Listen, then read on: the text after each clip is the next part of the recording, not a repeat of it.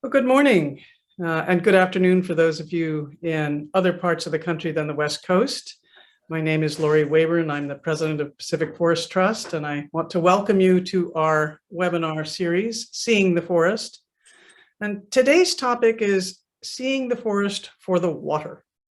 And this is clearly a very, very prominent issue on people's minds, particularly in the West, as we are seeing the intensifying impacts of climate change on our forested watersheds, in particular, as we recognize the critical function of forests as watersheds. And I think most of us recognize that when you ask people, what do they need out of forests? What do they value out of forests? Top priority is almost always water. And so that leads you to the question, if water is an absolute top priority for us, do we manage our forest watersheds for that function? If we do, what do we do? If we don't, why not? And what are the practices that we're doing that don't support watershed function? So I'm extraordinarily pleased to have our guests today on our panel, Dr. Jerry Franklin, Dr. Roger Bales, and Dr. Julia Jones, who are approaching this from three very different perspectives. And in thinking about opening up this webinar, I was thinking I would say, well, when an ecologist, a geographer, and an engineer walk in to a watershed bar, what do they talk about? And I think today we will find the answer to that question. Want to flag that we will both be talking about research and practice and policy. Those of you on the webinar know Pacific Forest Trust has worked in particular in the policy arena to develop new policies that acknowledge forests for their role as watersheds. And I think all of our panelists have some things to suggest with regard to policies that support or do not support practices that may help or not forest watershed function. So with that, I want to turn to our first panelist, Dr. Jerry Franklin. When you have somebody who is so well known and has had so much spoken about him and has written so much, it's really tough to introduce them in a compelling new way. Suffice to say that Jerry Franklin is the father of modern forest ecology, otherwise known as Obi-Wan Kenobi of the forest. So for those of you who don't know, he has two recent-ish books, Ecological Forest Management, and of the trio that walked into the bar, he's the ecologist. And he's going to talk with us about how forests function as watersheds, why that is a good proxy for overall forest health and function, and give us some sense of how we've managed them or not for that. So Jerry, take it away. And thank you, Lori. May the force be with you. May the force be with you. Yes. Well, I just want to begin by saying that arguably the most important service provided by forests and forest landscapes is their role that they play in providing us with a well-regulated flow of high-quality water. And I think that's going to be very true in this century. It's probably a much more important service than, for example, provision of wood. And we certainly want, as a society, well-regulated flows of high-quality water. And that's what we typically get from a properly forested landscape. We don't want the water, but we want to do whatever we can to mitigate potential for flood flows. We certainly don't want to do things that result in extreme low flows or intermittent flows. Forests are absolutely critical in providing the participation in the hydrologic cycle that they do that results in having that well-regulated flow of high-quality water. And unfortunately, of course, we have grossly modified the ability of our forest landscapes to do that, at least most of our forest landscapes. And we've done it in a number of ways that I'll mention. And I will note, however, that we have made progress in recent years in dealing with the streams and rivers themselves, the channels through which the water flows, the network. And we've realized, I think largely because of the importance of the stream itself for fish, to begin to deal with it. But unfortunately, dealing with streams, things like channels using buffers, which is one of the typical approaches we use, and restoring structural complexity is insufficient. We really have to be aware that in terms of stream flows, we have to be concerned about the condition of the entire watershed, because it's that entire watershed that's going to be intercepting precipitation, transpiring water, and so forth. And we have really modified the bulk of our forest landscapes in ways that make the forest quite injured in terms of its ability to play a proper role. And it's interesting that it's equally true in the moisture regions, such as the forests of Western Washington, Western Oregon, and in the very dry forests of the interior regions and of the Sierra Nevadas. And the problem is basically one of densification, although it was in different ways. Sorry. Call from Ruth.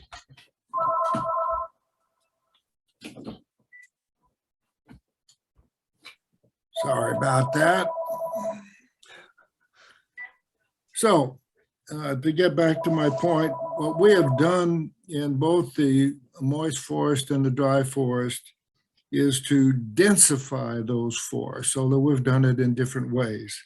And in the dry forest, or the frequent fire forest landscape, what we've done is basically a whole series of things, including, of course, the exclusion of fire, but we also did a tremendous amount of activity in logging, prevention of the natural fire regime in those areas. And as a consequence, we've converted those forests to dense, fire-prone stands, which definitely are not the kind of condition that existed originally, which were much more open, old tree-dominated forest systems that did a wonderful job at regulating the hydrologic cycle. In the Douglas fir west side moist forest landscapes, what we did was we just simply cut down all the natural forest and replaced it with plantations. And those plantations are composed of very dense stands of conifers, which are very heavy water users, which utilize more water than the natural forest did. And so in the case of both kinds of landscapes, we've dramatically altered, particularly the stream flows and the low flows that are so important. It's those summer low flows that are often critical from the standpoint of water quality and their ability to support fish. Obviously, we need to be thinking about how do we begin to modify that forest cover? How do we begin to restore it to a condition so it can function as it did historically prior to all the modification that we did? And there are ways for us to begin to do that. and most profoundly, we've developed approaches to restoration in the east side, the dry forests and the Sierran forests that can help us to do that. So I think I'll stop at that point, Lori. Well, one of the things you're pointing out, Jerry, is the impact of forest structure or forest management impacts on structure on water flow, quantity, flow regimes, as well as quality. And I think for many, many people, we think of stream buffers as being sufficient to deal with water issues around water quality. And we're not really thinking about forests as storage in and of themselves. One of the areas of work that Dr. Bales has really focused in on is helping us understand that the whole forest stores water, not simply wet meadows. Many of us have heard of the importance of wet meadows in this near term, last few years in particular, and in California in particular, there's been big emphasis on wet meadow restoration within forests, but less discussion about the forest itself that feed the wet meadows. So as we turn to you, Roger, and by the way, I'm very glad, Roger, that you actually made it to California. Some of you on the webinar might not realize that what brought Roger to California from Arizona was the evolution of the University of California, Merced. But the year in which he came, California was not in a budget surplus situation, and the university almost didn't open. So I'm glad that it did, and I'm glad you are with us. And I hope you would share some of your work with regard to understanding the balances between trees, temperature, precipitation, and evaporation, all of which add up to water in forests. Yeah, thank you so much, Lori. I'm very happy to be in California and here on this webinar. Today, I'd like to discuss some of the work we're doing in the Sierra Nevada, and I'm going to put it in a multi-benefit analysis framework for forest restoration. I'm working with two partnerships on providing better wildfire protection through fuels treatments, plus some meadow restoration, mainly on public lands. I started doing research on water and as in the Sierra Nevada back in the 1980s when we were assessing acid deposition in mountain lakes. Does anybody remember that period? And then with the maturing of satellite data in the 1990s, I've worked on snow cover, snowmelt processes, and improving estimates of water storage in watersheds, along with predictions of runoff.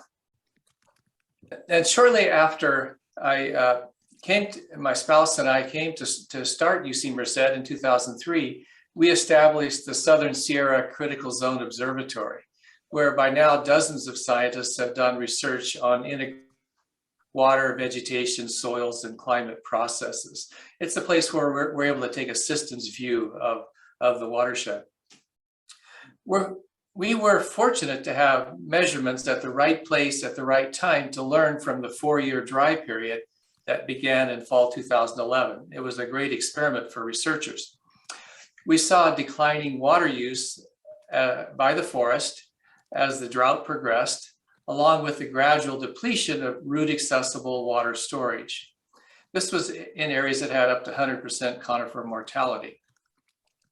So our productive mixed conifer forests are possible because they can draw stored water from several meters down. They've experienced multi-year dry periods in the past, but our 21st century dry periods are becoming more severe than those of the past millennia. They're hotter and the trees need more water. From these small watershed studies, we've developed tools to predict drought resiliency in our mountain forests. We now have credible independent measurements of annual forest water use scaled across the state at 30-meter resolution. For drought, wildfire, or management actions, our response variables therefore are evapotranspiration and as well as runoff, estimated as precipitation minus evapotranspiration. We think we're bringing to the table probably the best estimates of evapotranspiration that are available or have been available. Let me briefly mention the meadows and riparian areas, since you have brought those up, Jerry and Lori. As we know, they provide important habitat and can have high biodiversity. The upslope forest discharges water through the subsurface to keep streams flowing and meadows wet. Yet in the summer dry period, as the level of that subsurface water in the forest drops due to both drainage and use by the trees, stream flow declines and meadows also dry up. Another challenge with riparian areas is that they have so much fuel compared to the surrounding forest that they become the corridors for high severity wildfire. We see this across the Sierra Nevada. Now, back to multi-benefit analysis. This is very important for water. Regional partnerships bring together multiple stakeholders who have an interest in healthy, functioning watersheds. And there's at least 3 different types of interests in these partnerships. First is people of the state and nation. We all have an interest in wildfire protection, on how smoke affects health, recreation, and so forth. The second, though, is property rights holders, a second interest. And this is, I'm not focusing so much on landowners, but those with water rights. Water rights are property rights. So water supply and hydropower providers benefit because if a forest has fewer trees, it uses less water, which can translate into more runoff. These agencies then pass on the additional water and electricity to downstream users. And I'll just mention a third set of beneficiaries would be the rural communities. I call this out as a special category because our state's committed to rural communities and they're part of what makes California what it is. Now we also talk about natural versus working lands. Our so-called natural forests and grasslands are also important, though, as working lands, and face 3 large drivers for change. First is the overriding need for better fire protection. With wildfire severity depending on climate and fuel, our immediate management actions are aimed at fuel levels. Many of our forests are too dense, as Jerry mentioned, too many stems per acre, and vulnerable to high severity wildfire. The second key consideration is habitat, which depends on more than just fire protection. At a minimum, fuels need to be done in a way that maintains the biodiversity that life on Earth so heavily depends on. And in California, we have the 30 by 30 initiative to help us move in that direction. Third, we're asking more of our working lands. We want them to sequester more carbon and thus take carbon dioxide out of the atmosphere. A recent report suggests that by more actively managing the state's forest and developing fossil fuel replacements from forest biomass, we can beat about half of California's carbon sequestration needs. Now, water availability and co-benefits are integral parts of these 3 drivers for change. So how do we sustainably manage our forests going forward? I think of sustainability as a 3-legged stool. The first is ecological integrity, resilience. We need to restore the health of these watersheds, the health that existed prior to the massive in-migration of the 1800s to California. We've been borrowing from our natural capital, and the bill is now due. The second leg of the stool is human well-being, or ecosystem services, or watershed benefits. That is the water, as well as recreation, forest products, jobs, income, and so forth that people depend on. This is also a very active area of our research.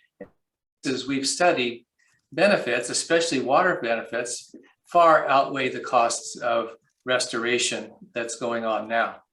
And the third leg of the stool is environmental justice, or equity.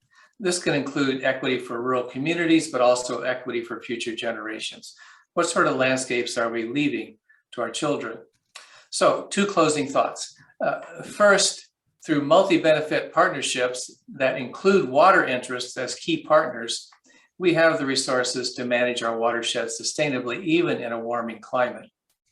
And second, though our knowledge of how to do those isn't perfect, it's actionable. Thank you.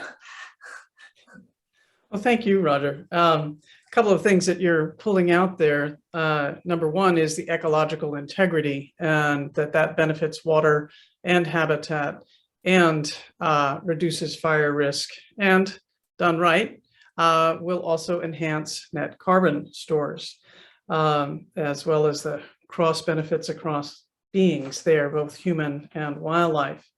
Our next speaker, Dr. Julia Jones, brings a unique perspective of the longer term impact of management on forests for watershed function. We as human beings think long term may be in decades, and of course forests live for centuries and sometimes millennia. So the question of what is long term is certainly one we can think about, but to the degree that we're able to think long term, Julia has done that. And she's really put some time into this question of the difference in response that both you, Roger, and you, Jerry, have flagged between planted forests and natural forests, and how they function in terms of water yield, timing, and quality.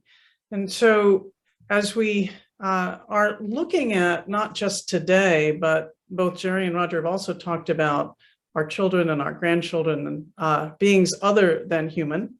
I really look forward to hearing what you have to say, and also because you have a stewardship ethic that you bring to this. I understand that in your personal gardening, not just the gardening of forests, you're looking at the pollination values of those systems. So you're looking after the creatures both small and large within that. So thank you very much for being with us. And maybe you could tell us some of what you have learned from these longer term evaluations of how forests respond as watersheds under management.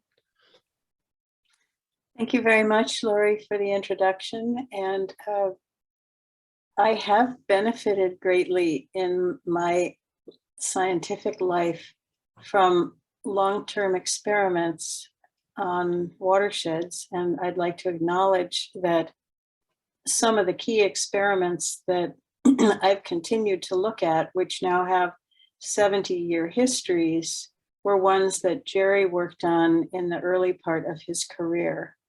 And so a really important function of our long-term science, much of which that I'll talk about, has been conducted on public forest lands, on national forests, and in US Forest Service experimental forests.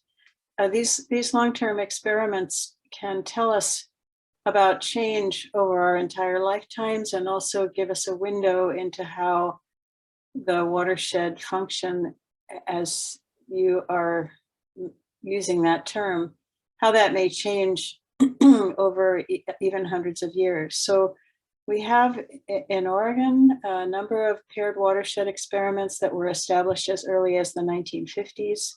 There are also, and these paired watershed experiments involve establishing a reference watershed in mature or old growth forest, and then imposing a treatment, which usually is cutting of some or all of the forest with roads, or maybe not roads, maybe with a riparian buffer or not.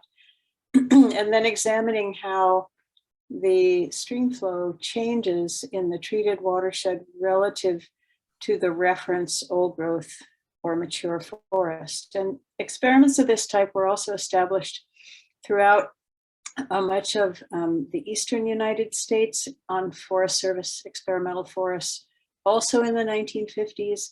And then there have been experiments of this type established elsewhere around the world, including more recently in intensively managed non-native tree plantations in South America. So from these long-term experiments, we can learn how past management and current management affect water yield and stream flow. And the essentially the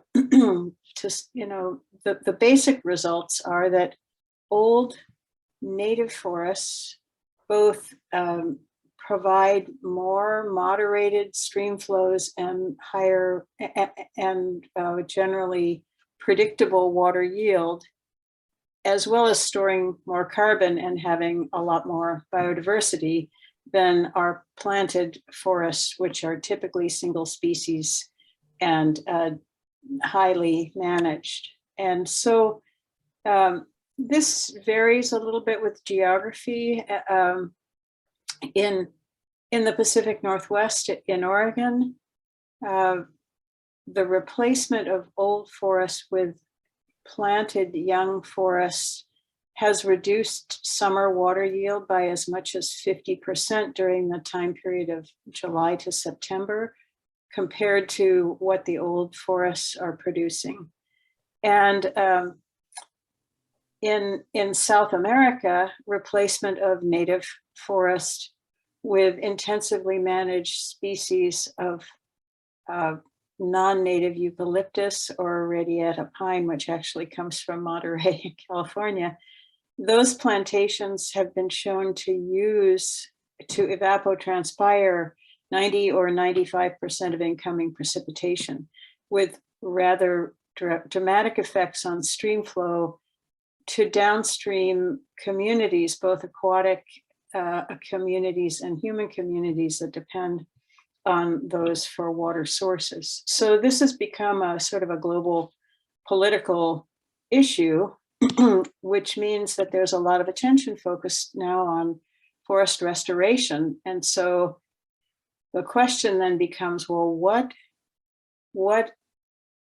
how can we restore forests for water, right? And interestingly, that is, I think, a conversation that in some respects is really just beginning, and your webinar is rather prescient in that respect, because what the effect of forest restoration on water really depends on the type of restoration that you're referring to. There are lots of different things that people do with forests that are called restoration. I mean, most notably in the middle of the last century, there were many cases where forests were planted as a form of reclamation of degraded lands.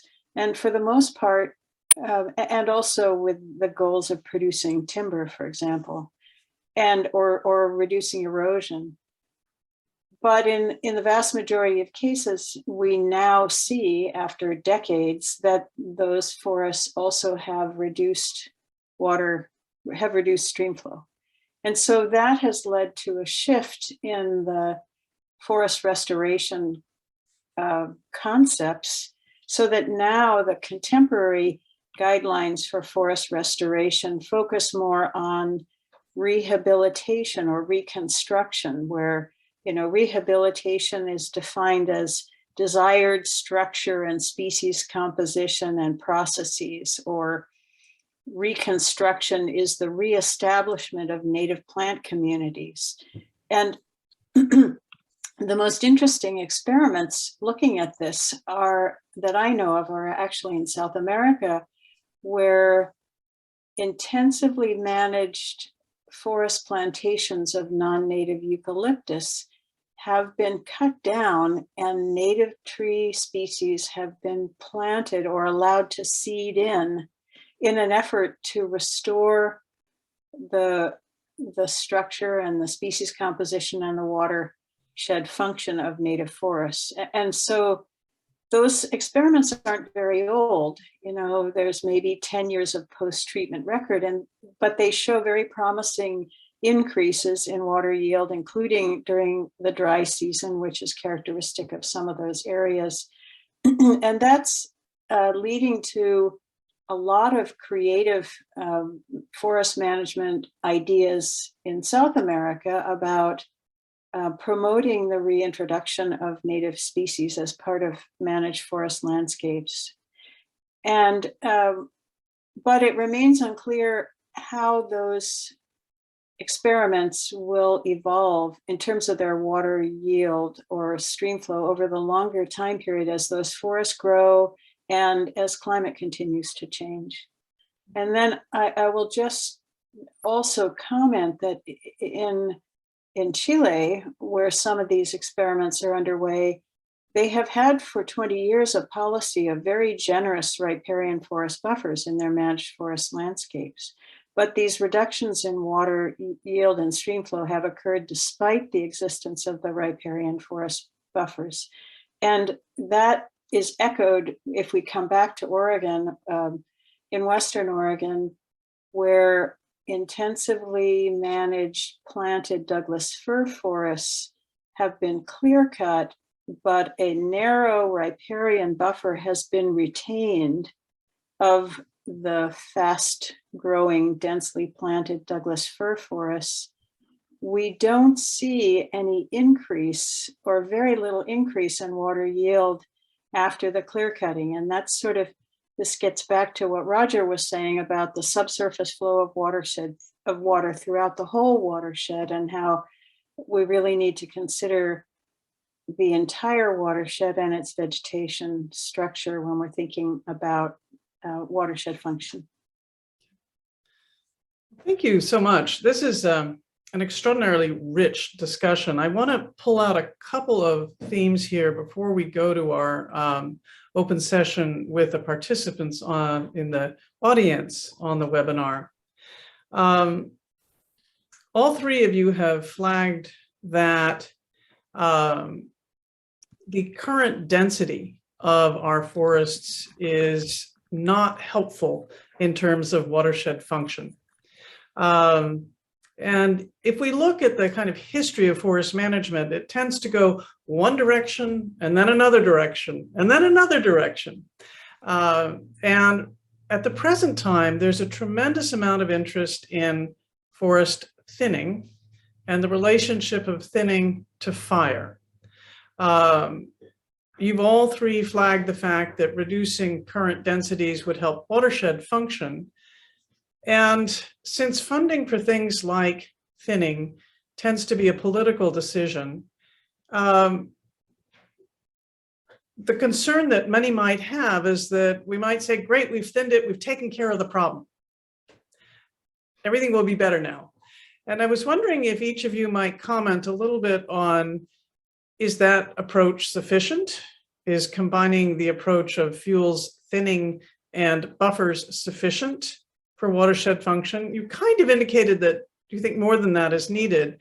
But I also would appreciate some discussion of the role of fire in this.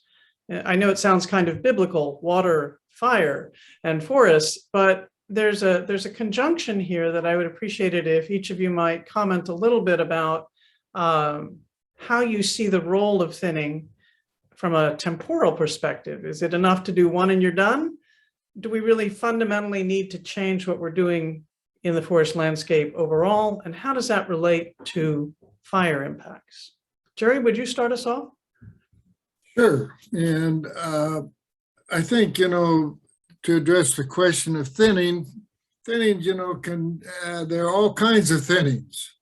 And if in fact, all you're doing is reducing the density of the plantation forest, you're probably not going to have a whole lot of impact, because all you're going to do is transfer the leaf area.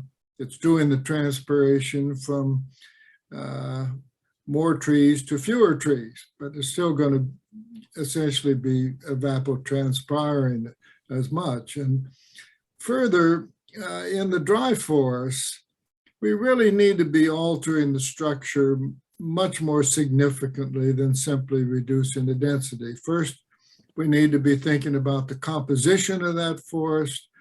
It isn't just a matter of thinning any trees. We want, in fact, to reduce the more fire-prone firs in favor of the more fire-resistant pines, for example. And we also want a forest which is predominantly dominated by large trees as opposed to small trees. And those are things that thinning can contribute to, but it has to be explicitly focused on trying to redevelop that low density old tree dominated structure that was characteristic of the fire resistant dry forests. Do you want to comment very briefly on the wet forest as well, or would you like Julia to do that? I think let's let Julia comment on that, because I don't know what the current thinking would be. Julia? Yeah, I mean, this is fascinating, and I can only say that, you know, what Jerry said is consistent with what we are observing in the wet forests of Western Oregon. We had a sort of an accidental thinning in one of our paired watershed experiments, and about 12% of the basal area, which is sort of the, you know, the sum of the areas of all the trees, was removed, and it made a short-term difference in the summer deficits, and then by you know, 5 or 6 years later, the deficits were just the same as they were in a nearby planted forest watershed, which hadn't had thinning. So that just corroborates Jerry's comment that you know, if you have a densely planted forest and you thin by taking out the smaller trees, which is what thinning typically does, but you retain this uniform canopy with sort of a complete canopy cover of leaf area, you're probably not going to make a long-term difference on stream flow. In fact, some of the research that's just now emerging from the Andrews Forest in Oregon shows actually that when you have a dense forest canopy, so you have lots of stems of trees and all the leaf areas up at the top, that actually influences local winds in such a way that you can get downslope winds under the forest canopy that may accelerate, as well as turbulence above the canopy that may accelerate moisture loss from the canopy. So Jerry's comment that we need forest structures that are more diverse rather than a sort of single canopy is a really important comment. And then the other thing I'll say is that we need more experiments to look at thinning, deliberate experiments to look at the consequences of thinning on another experimental forest, the South Umpqua experimental forest in southwestern Oregon. We've had about 10 years of planning of an experiment that will do thinning in both the slopes of a 50-year-old planted forest and also some in the riparian zone, which is hugely controversial. But this is a place where there are long-term data on stream temperature. And so over the next decade or so, we may gain some insights both into how thinning affects water yield, but also whether it can be done in a way to protect stream temperature and water quality. Roger, before I get to you, I want to just flag something that Julia has pointed out that is also been corroborated by research in snow systems that, or systems that have snow as a significant part of their precipitation. Closed canopy, even structure forests can lose up to 70% of their snow to evaporation because it sits on top of that dense, packed, even surface. So that more open, gappy, diverse structure that you have in forests with some trees that are big and tall and some that are medium and some that are small, with openings actually allows the snow to infiltrate down to the ground and then be held in shaded areas and later melt and release. But it also, that structure creates more physical turbulence for when there are clouds and when there is mist and when there is fog, so that those forest structures can actually help milk, if you will, more precipitation out of the air. So this issue of how you do thinning really matters for what kind of a long-term outcome. Roger, can we get your take on that complex also of the fire issue too, which you flagged, and the riparian versus the whole forest? Yeah, thank you. The thinning projects that I'm involved in the Central Sierra and Northern Sierra focus on fuels treatments for wildfire protection, but they basically provide benefits to the other ecosystem services too. We've done both our own assessments and interviews with lots of resource managers, and fuels treatments have lots of secondary benefits, including more water available for runoff. Think of it.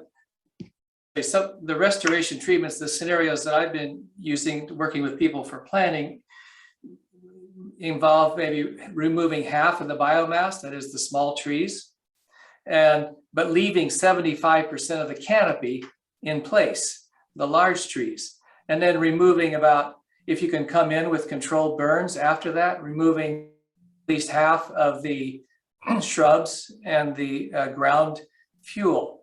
So all that together gives you a forest that can produce more runoff. But the forest regrows back with time. We've analyzed dozens of, or maybe a few hundred disturbance, either medium severity wildfire or equivalent management actions across the Sierra Nevada. And of course, the forest grows back. You can see using Landsat data from 1985 to present, we can track within somewhere between 15 to 20 years or so, the water use is often back at what it was before the treatment or the disturbance. The biomass may take a little bit longer to get there, and there's a lot of scatter in the data, but at this point, I would encourage any land manager to be tracking evapotranspiration and biomass on an annual level, because the data are available now to do that. And I can comment on precipitation, or I can turn it back to you, Larry. Well, there's a relationship between what you're talking about of annual data and then how that accumulates. And then one of the things that I'm hearing from all of you is that these younger, faster growing forests do need more water, and the older forests, which may have in total more biomass, normally do have more biomass, but it's just in fewer larger trees that are spaced, are going to be able to release more water in the summer than the younger plantation forests are. We're having a series of questions come in, and I think I'm going to ask you all my final question to you before we open that question up more broadly. And if you could each just take a minute or 2 minutes at most. You've been given the magic wand, and that is the magic wand that says you could make any recommendation and it would be followed to restore and maintain watershed function, to provide that more reliable, clean, cool water throughout the year. What would you do? Well, I would certainly, develop a very aggressive program of restoration in both the dry and the moist forests to restore more diverse and structurally complex systems. And particularly important to do this in the dry or frequent fire landscapes, where you have an opportunity to treat a green forest before it turns black. Okay. Roger? Okay, I would put the water benefits into a regional partnership. So I would encourage and incentivize regional partnerships who can bring the multi-benefit perspective and thus come up with creative financing and manage our forests for multiple benefits, and water will follow. Water will be an important part of that. We're not going to optimize I don't see us optimizing the forest for snow retention, but removing a lot of the small trees gets rid of a lot of the heat that melts the snowpack and causes tree wells. So it will benefit, as long as we don't open it up completely so that we get the sun on the forest during the winter. That's going to come along. So the multi-benefit perspective, people will come up with the resources. I think it's been shown people will come up with the resources and creative multi-benefit approach, which will give us the water benefits. I love your optimism. Julia, I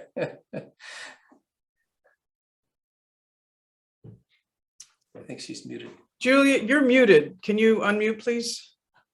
Sorry, I'll just add to what the others have said that I think we also have a societal need to change our relationship with disturbance. So we have had catastrophic wildfires in much of Western Oregon in September of 2020.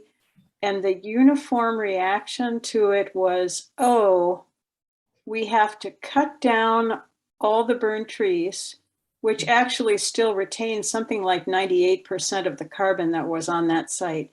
And we have to replace those areas with, and rapidly get them into even-aged young plantation forests again. And that response is probably not what we need either for carbon sequestration or for water yield. And so it's this fairly fundamental human response that a disturbances, wind throw or snow down when snow knocks over the canopy, or fire, that we have to go in and fix it somehow. Whereas actually, if those processes were allowed to proceed uninterrupted, which was the language that Jerry and colleagues used when they established the national monument around Mount St. Helens in 1980, those processes may very well produce more sustained, high quality water yield and eventually a more diverse forest.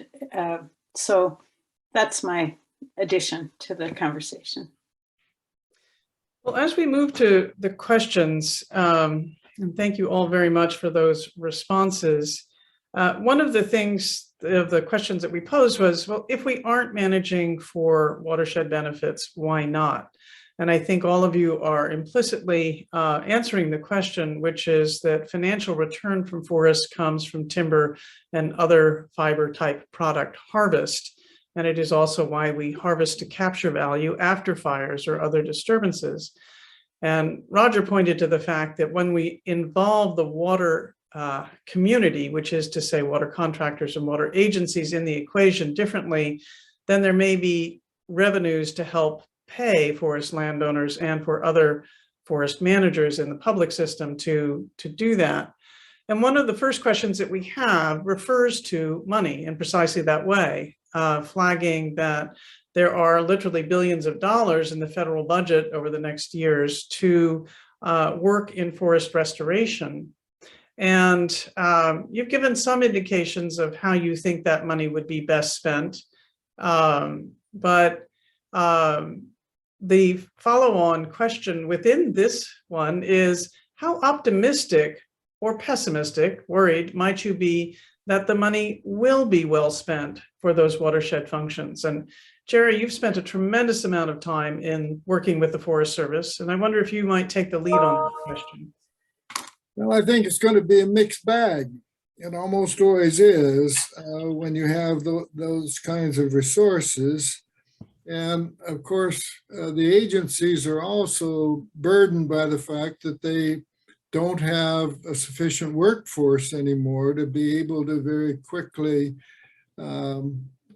increase their workforce to the way they can optimally use all of that money. And so I am of the opinion that some of it will be used very effectively, and some of it will be used to do things that are much more traditional along the lines that Julia mentioned, which are very traditional forestry responses as opposed to ecologically focused responses. You know, the tradition of foresters and of forestry agencies is it's all about wood.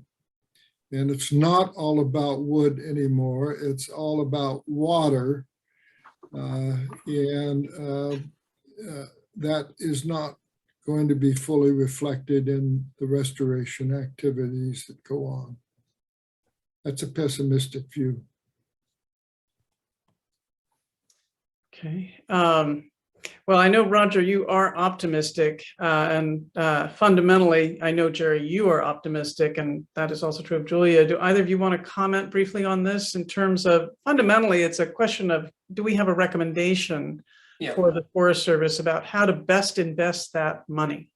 Well, we've worked with the Forest Service a few years ago in California, helping them put in place a better adaptive, I say we, a university team, a better adaptive management framework that involves the public. And I think that's the right approach. We're in an adaptive management situation.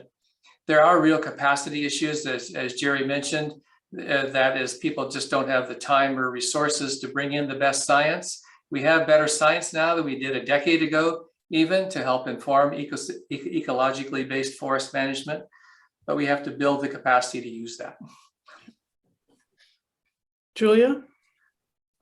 Yes, I will simply echo that the multiple benefits of forests extend over very long spatial and temporal scales.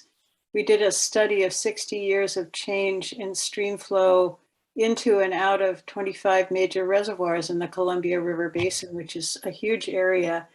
And over that 60-year period, there has been declining incoming water in the summer, which may in part be due to more intensification of forest management in some of that area, as well as climate change. And the interesting thing is that when we presented those results to the Army Corps of Engineers and the Bureau of Reclamation and other reservoir managers, we showed that they had been compensating for those long-term changes in reductions, but they didn't know they were. And because it wasn't part of their mission to, and so that just leads me to having recently read that Lake Powell in the Southwest is close to falling below the minimum pool that would allow it to produce hydroelectricity for a huge area of the Southwest. And so the question that it raises is, water is connected to all these other benefits, and what could be done to forests in the upper reaches of the Colorado River that could possibly help mitigate these long-term changes that are being driven by much larger forces, including climate change and increasing demand for water and electricity by people. So it's a pretty big issue. It is a big issue, and the relationship of agencies that were established to fundamentally put water to productive use, which is what the Bureau of Reclamation really has focused on, and agencies that were charged, actually the Forest Service was established to protect watershed benefits, but there's no linkage between the funding for the work of the Bureau and the work of the Forest Service, even as Roger was pointing out that there is no formal linkage between water users and watershed managers. And closing the loop between those two things so that there was a more direct payment system back into forest management on a consistent basis for water is really in the power and water beneficiaries' self-interest. And that actually, there is a law within the state of California to enable that, but it will take time to realize the optimism that Roger is flagging that he has in terms of that, just given the politics of water. The old saying goes, whiskey's for drinking and water's for fighting. Several of the comments here are focused in on could we share some of the studies that a number of you have been referring to, and I would like to flag for everybody that we will get a compilation of references from the panelists and distribute them out to everybody who is on the webinar, make that available. There's a quick question here that hasn't really been addressed, and that is explaining how larger trees have an impact in water release in the summer. Why is it that older, larger trees release more water in the summer, use less water than lots of little young trees?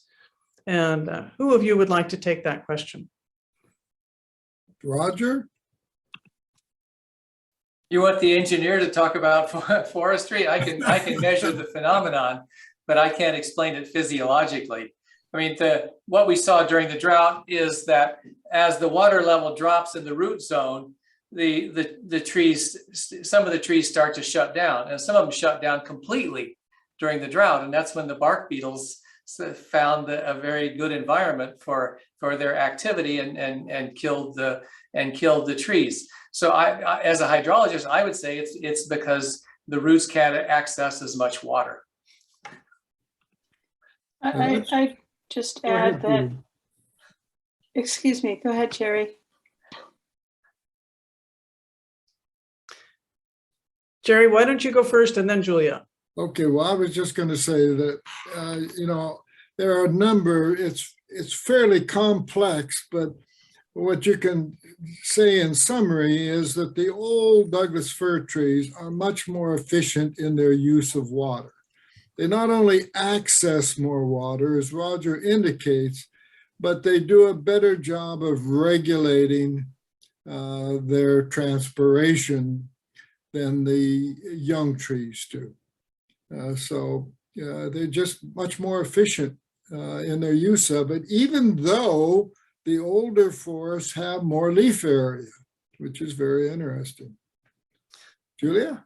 Yeah, that's been corroborated by measurements of sap flow, which is the water going up to transpiration in young planted forests versus old forests, that the young planted forests on a per tree or per leaf area basis are taking up more water, especially during the summer season, at a time when the older trees are able to take up less water.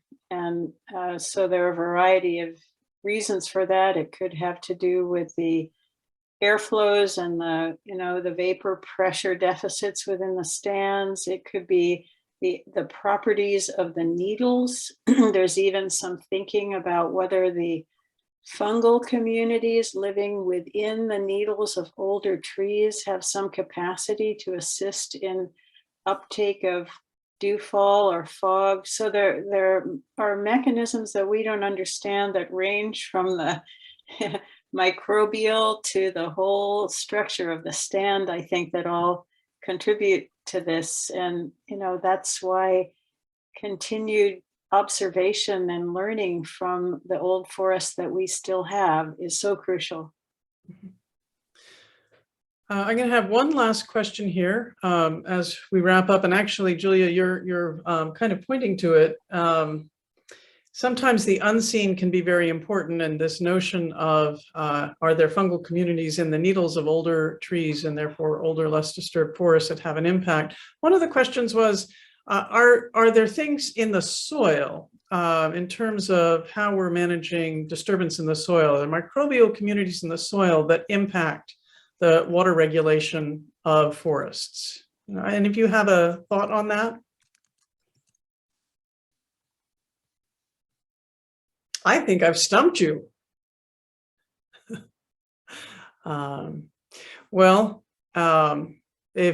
If Jerry, you don't have something to offer on that one, I will. Well, the most poorly known portion of the forest is the below ground portion of the forest, and yet it's the most dynamic. It uses a disproportionate amount of energy to sustain itself, and it's very, very complex and rich in terms of interrelationships among biota. And of course, we're very aware of the fact that the trees have important relationships with fungi that form together this mycorrhizal relationship. So there's a tremendous dynamic below ground, a tremendous amount of collaboration as well as competition below ground that we don't understand at this point. And could that be part of what's going on? Hell yes. So, yeah, in our critical zone observatory, we had people who looked at that, but it was looked at as more of a long time scale process, not something that is acting year to year, that is affecting the functioning of the quote critical zone, which includes the soil and the soil formation and how water interacts with the critical zone. Actually, I think that's a wonderful note on which to end, which is that forests are very long-lived systems. And what we do in our management needs to be calibrated to those long cycles, which is to say that just a one and you're done, we've thinned it and we're good. Our forest will be better for water, or, it was good this year, so it'll be good next year. That long-term perspective has got to be front and foremost in what we're looking at. And I also have walked away from this with a clear consensus that more natural densities as well as structure and composition really impact forest watersheds. And so it's insufficient for us to look just at buffers or wet meadows and think that we've really looked at watershed function. So thank you all so much for the wisdom that you've shared with us. For the participants in the webinar, we've captured the chat. We'll try to answer more of those questions separately, and we will distribute some of the studies and reading material that have been referred to. And I'd like to thank you all very, very much for joining us on this webinar and invite you to join us again in June for the next Seeing the Forest webinar. Thank you so much.